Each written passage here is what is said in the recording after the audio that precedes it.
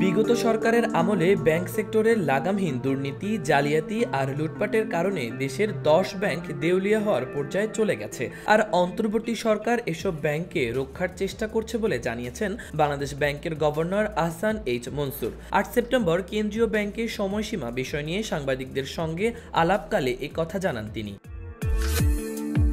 কেন্দ্রীয় ব্যাংকের গভর্নর বলেন, আমরা আশা করি না কোনো ব্যাংক দেউলিয়া হবে, তবে এটাও ঠিক অনেক ব্যাংক দেউলিয়া হয়ে আছে, কিন্তু কাস্টমারের স্বার্থ রক্ষার চেষ্টা করা হবে। এই ব্যাংকগুলোকে কেন্দ্রীয় ব্যাংক ঘুরে দাঁড়াতে সাহায্য করবে, আর সবার আশা ইনশাল্লাহ এগুলো ঘুরে দাঁড়াবে।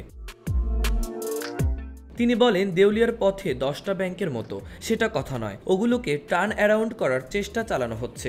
দরকার হলে মার্চ করা হবে। কাস্টমার আলটিমেটলি ক্ষতিগ্রস্ত হবে না। এমন পরিস্থিতিতে গ্রাহকদের আস্থা ফেরাতে ডিপোজিট ইন্স্যুরেন্স স্কিম 1 লাখ টাকার পরিবর্তে 2 লাখ টাকার করার সিদ্ধান্ত নিয়েছেন কেন্দ্রীয় ব্যাংক।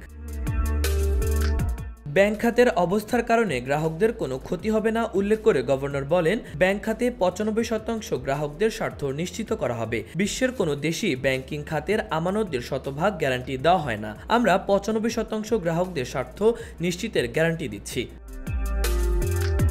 দেউলিয়াত্বের পথে থাকা 10 ব্যাংকের নাম উল্লেখ না করলেও গভর্নর আহসান এইচ মনসুর জানান, বাংলাদেশ ব্যাংক থেকে কোনো প্রতিষ্ঠানের হিসাব জব্দ করা হয়নি। সেটা এস আলমের হোক বা সালমান এফ রহমানের হোক, কোনো প্রতিষ্ঠানের ব্যাংক হিসাব জব্দ করা হয়নি। যদি কেউ এস আলমের সম্পত্তি কিনে তবে নিজ দায়িত্বে কিনবেন, তার দায়িত্ব বাংলাদেশ ব্যাংক নেবে না বলেও সতর্ক করে দেন গভর্নর।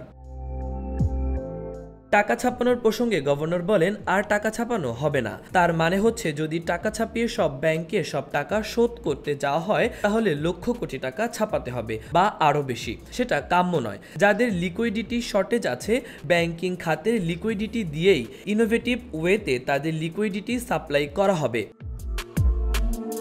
এদিকে সময়সীমা বিষয় নিয়ে বাংলাদেশ ব্যাংক আয়োজিত ওই সংবাদ সম্মেলনে এক প্রশ্নের জবাবে গভর্নর বলেন, আওয়ামী লীগ সরকারের আমলে কেন্দ্রীয় ব্যাংক যেসব নীতি সমালোচিত হয়েছে সেগুলো পুনর্বিবেচনা করা হবে। দরকার হলে সবকিছু নতুন করা হবে। মাহবুবুর রহমান ইমন, খবর সংযোগ।